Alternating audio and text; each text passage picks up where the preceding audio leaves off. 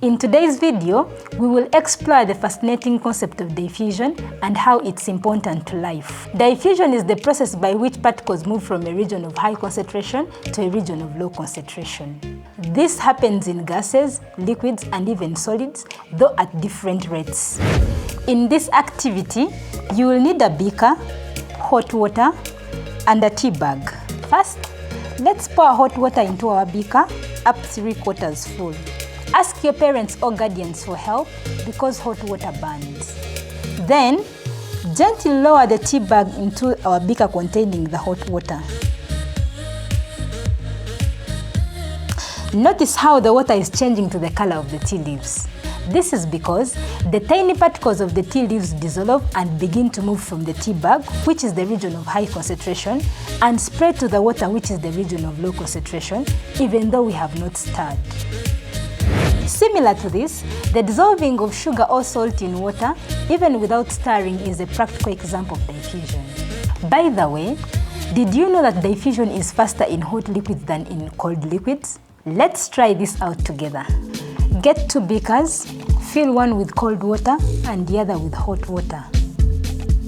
We are going to place one of the tea bags in the beaker containing cold water and then the other in the beaker containing hot water.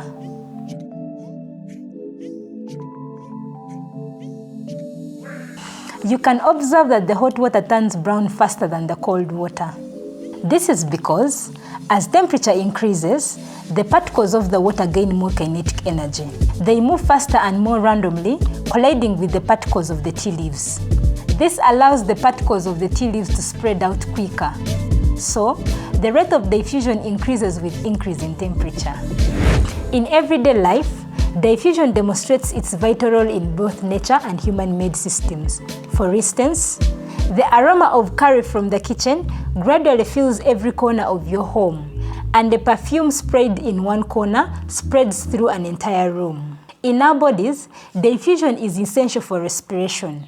When we breathe, oxygen diffuses into the blood, and carbon dioxide diffuses out. This exchange is possible only because of diffusion. While humans and animals breathe oxygen from the air, the carbon dioxide and oxygen gases present in air diffuse into water and dissolve in it.